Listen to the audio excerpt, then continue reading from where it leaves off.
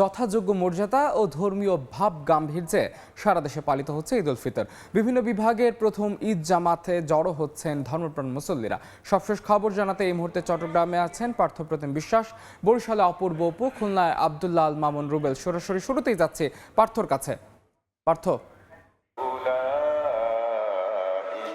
চট্টগ্রামের জমিতুল ফালা মসজিদে ঈদের প্রথম যে প্রধান যে জামাত সেটি অনুষ্ঠিত হবে সকাল ৮টায় এবং দ্বিতীয় যে জামাত সেটি কিন্তু অনুষ্ঠিত হবে ৯:৩০ এবং ইতিমধ্যেই আমরা দেখছি ভোরের আলো ফোটার সাথে সাথে চট্টগ্রামের যে জমিতুল ফালা যে মসজিদ প্রাঙ্গণ রয়েছে এখানে কিন্তু মুসল্লিরা যারা রয়েছেন সবাই কিন্তু আসতে শুরু করেছেন এবং আপনারা দেখছেন এখানে প্রায় ১.৫ লক্ষ মানুষ একসাথে কিন্তু ঈদের জামাত আদায় করতে পারে।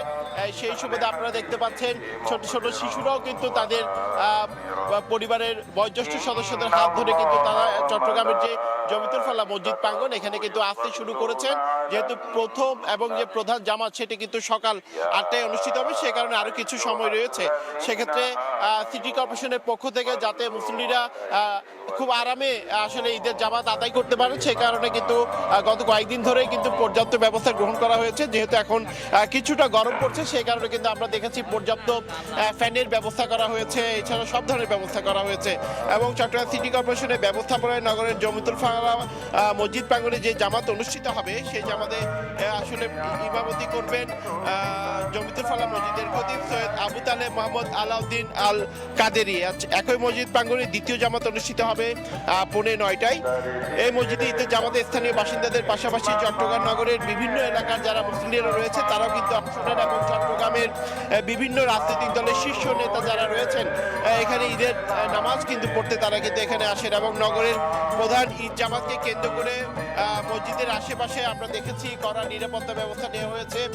পুলিশ প্রশাসনের সদস্যরা যেমন এখানে রয়েছে তেমনি র্যাবের কিন্তু সদস্যরা কিন্তু এখানে অবস্থান করছেন, সেই বিষয়টি কিন্তু আমরা কিন্তু এখানে দেখেছি। এবার সিটি কর্পোরেশনের তত্ত্বাবধানে নগরের আরো ৮টি মসজিদে ঈদের জামাত সকাল ৮টায় অনুষ্ঠিত হবে। এগুলো হচ্ছে নগরের ২ নম্বর গেট এলাকায় হযরত শেখ ফরিদ চশমা ঈদগাহ মসজিদ, পাঁচলাশের সুগন্ধা আবাসিক এলাকা জামে মসজিদ, চকবাজার সিটি কর্পোরেশন জামে মসজিদ, নিউ মার্কেট এলাকার জহুর হকার্স মার্কেট জামে মসজিদ, খুলশি দক্ষিণ খুলশি আবাসিক এলাকা জামে মসজিদ, আরফিনগর কেন্দ্রীয় কবরস্থান জামে মসজিদ, সাগরিকা গরুর বাজার জামে মসজিদ ও মা আয়েশা সিদ্দিকী চৌশিক জামে মসজিদ। এছাড়া সিটি কর্পোরেশনের তত্ত্বাবধানে নগরীর যে ৪১টি ওয়ার্ড রয়েছে প্রতিটি ওয়ার্ডে একটি করে ঈদের জামাত মসজিদ ও ঈদগাহে কিন্তু অনুষ্ঠিত হবে। এবং ঈদের যে প্রথম এবং প্রধান জামাত সেটি কিন্তু সকাল ৮টায় চট্টগ্রামের যে জমিতুল ফালা মসজিদ প্রাঙ্গণ রয়েছে এখানে কিন্তু অনুষ্ঠিত হবে। এবং আপনারা দেখতে পাচ্ছেন যেহেতু ৮টায় হবে এখন আরো কিছু সময় বাকি রয়েছে, মুসলিমরা কিন্তু দলে দলে সবাই আসতে শুরু করেছেন। যারা প্রথম ঈদ জামাতে অংশ নিতে চান আশেপাশের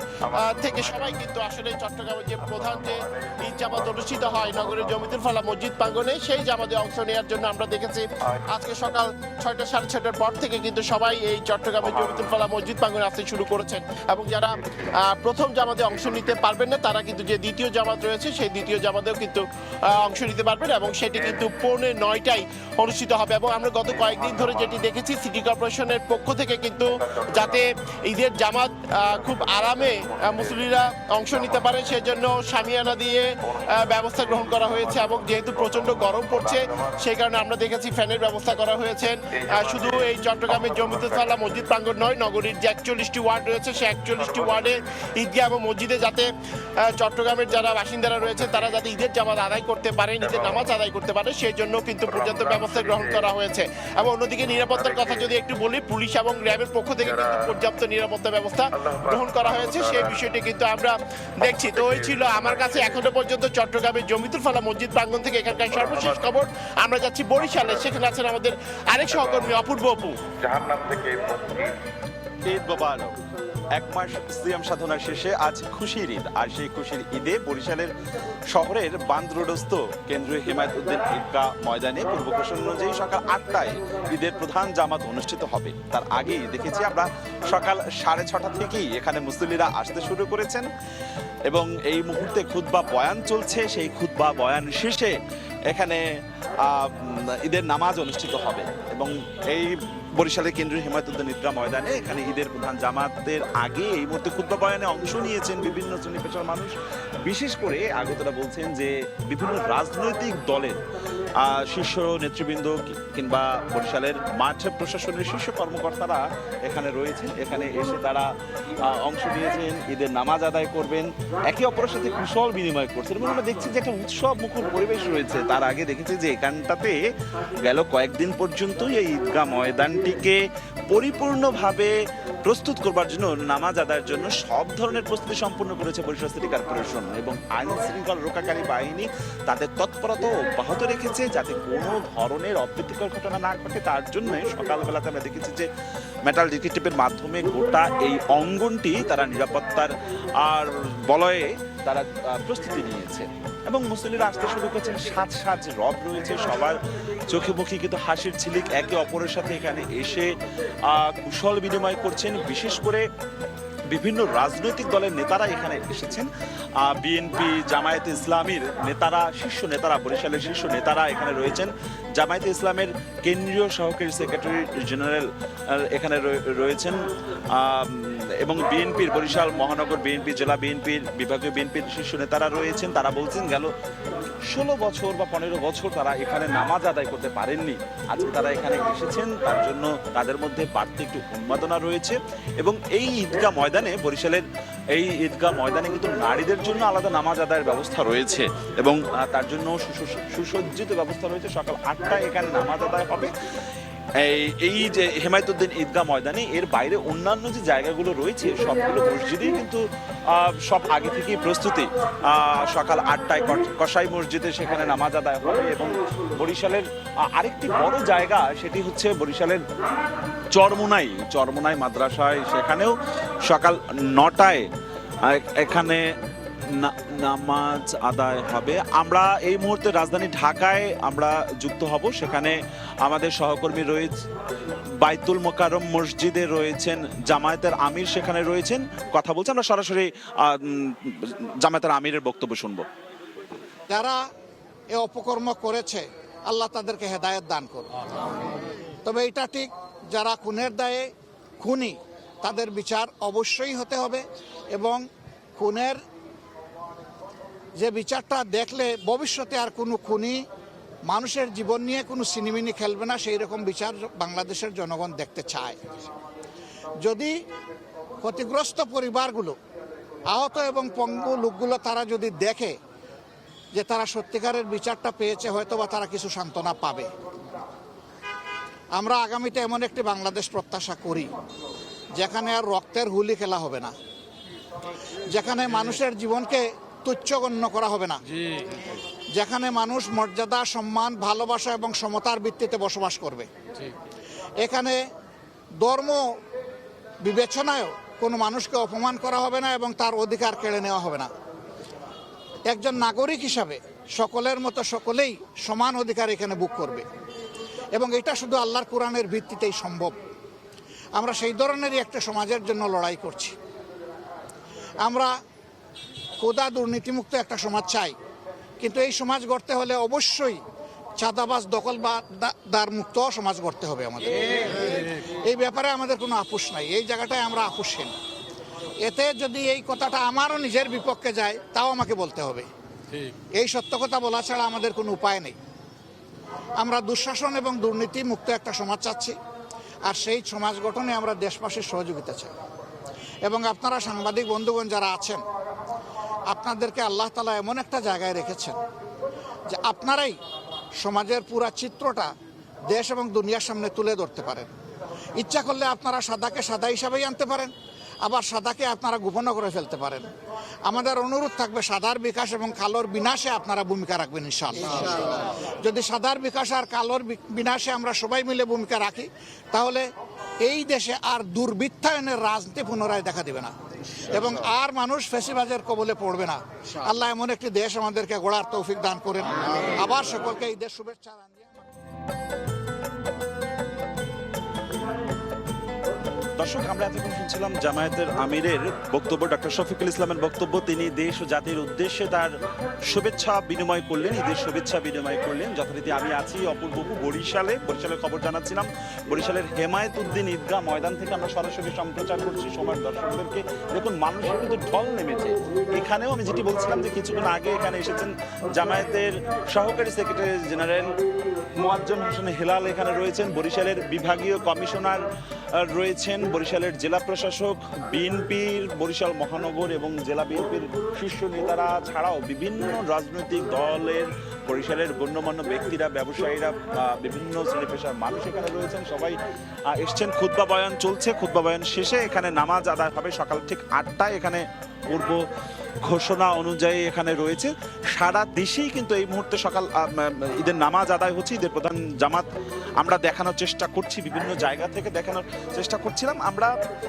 আমি বরিশাল থেকে, বরিশাল হেমায়েতুদ্দিন ঈদগাহ ময়দান থেকে আপাতত যেতে চাই, খুলনাতে যেতে চাই। আমাদের সহকর্মী রুবেল রয়েছে, সে রুবেলের কাছ থেকে জানবো খুলনায় যে ঈদের প্রধান জামাত অনুষ্ঠিত হচ্ছে সেখানকার খবরাখবর। খুলনায় ঈদের প্রধান জামাত সকাল 8টায় সার্কিট হাউস মাঠে অনুষ্ঠিত হবে। তার প্রস্তুতি কিন্তু এখন একেবারে শেষ পর্যায়ে। এরই মধ্যে সার্কিট হাউস মাঠটি কিন্তু প্রায় পরিপূর্ণ অবস্থায় রয়েছে। মুসল্লিরা বিভিন্ন স্থান থেকে আমরা দেখেছি সকাল 7টা থেকে এই সার্কিট হাউস মাঠে আসতে শুরু করেন এবং এরই মধ্যে মাঠটি কিন্তু প্রায় পরিপূর্ণ হয়ে উঠেছে।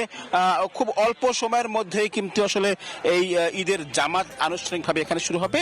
খুলনা সার্কিট হাউস মাঠ ঐতিহ্যবাহী একটি মাঠ, যে মাঠে কিন্তু যুগের পর যুগ ধরে এখানে নামাজ আদায় করে আসছেন মুসল্লিরা। আমরা দেখছি যে নামাজের আগে ইমাম সাহেবের আহ্বানে এখানে যারা মুসল্লি রয়েছেন তারা আসলে দাঁড়িয়ে কাতার সোজা করে নিচ্ছেন। খুলনার সার্কিট হাউস মাঠে আজকের এই ঈদের জামাতের ইমামতি করবেন খুলনা আলিয়া মাদ্রাসার সাবেক অধ্যক্ষ ও খুলনা জেলা ইমাম পরিষদের সভাপতি অধ্যক্ষ মাওলানা মোহাম্মদ সালেহ। তিনি ইতিমধ্যে বয়ান শুরু করছেন এবং তিনি কিছু বয়ান করেছেন। এর পাশাপাশি এখানে কিন্তু আমরা দেখছি যে স্থানীয় বিভিন্ন রাজনৈতিক নেতৃবৃন্দ যারা আছেন তারা কিন্তু এই ঈদের জামাতে শরীক হওয়ার জন্য এখানে উপস্থিত হয়েছেন এবং খুলনা সার্কিট হাউস মাঠে আমরা দেখতে পাচ্ছি যে একেবারে পরিপূর্ণ হয়ে উঠেছে এবং এখানে কিন্তু দেখছি যে যারা বিভিন্ন স্থান থেকে খুলনা শহরের বিভিন্ন স্থান থেকে আসলে মুসল্লিরা আসতে শুরু করেছেন।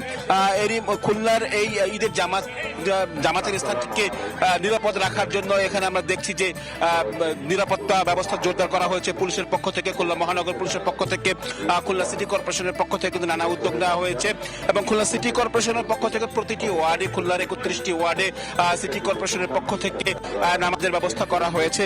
খুলনা মহানগরে মোট 680টি স্থানে ঈদের নামাজ অনুষ্ঠিত হবে এবং আমরা যেটা জেনেছি যেসব জায়গায় কিন্তু মুসল্লিরা আসতে শুরু করেছেন এবং সব জায়গায় কিন্তু মুসল্লিরা ঈদের নামাজে শরীক হওয়ার জন্য উপস্থিত হয়েছেন। খুলনা সার্কিট হাউস মাঠে সকাল 8টায় ঈদের প্রধান জামাতের পর ঈদের দ্বিতীয় জামাত অনুষ্ঠিত হবে খুলনা আলিয়া মাদ্রাসা মডেল মসজিদে সকাল 8:30টায়। সেই জায়গাতে কিন্তু এখন এর মধ্যে লোকেরা আসতে শুরু করেছেন। এছাড়া খুলনা টাউন জামে মসজিদে সকাল 9টায় ঈদের তৃতীয় প্রধান জামাত অনুষ্ঠিত হবে। এছাড়া পাইতেন্নুর জামে মসজিদ সহ বিভিন্ন স্থানে ঈদের নামাজ অনুষ্ঠিত হবে। খুলনা বিশ্ববিদ্যালয়ের কেন্দ্রীয় মাঠে কিন্তু এবার প্রথমবারের মতো ঈদের নামাজ অনুষ্ঠিত হতে যাচ্ছে। যেটি আসলে বলছিলাম যে খুলনার এই যে জায়গাটিতে আসলে সার্কিট হাউস মাঠ, এটি আসলে ঐতিহ্যবাহী একটি মাঠ। এখানে অর্ধ লক্ষাধিক মানুষের আসলে সমাগম হয়। সেই জায়গাটি কিন্তু আমরা দেখছি যে ধীরে ধীরে পরিপূর্ণ হয়ে উঠছে। এখনো ঈদের জামাতের বেশ কিছুটা সময় বাকি এবং সেই সময়টাতে কিন্তু আমরা দেখছি যে তার আগে পরিপূর্ণ হওয়ার জন্য আসলে কিন্তু মানুষ এখানে ভিড় করছেন।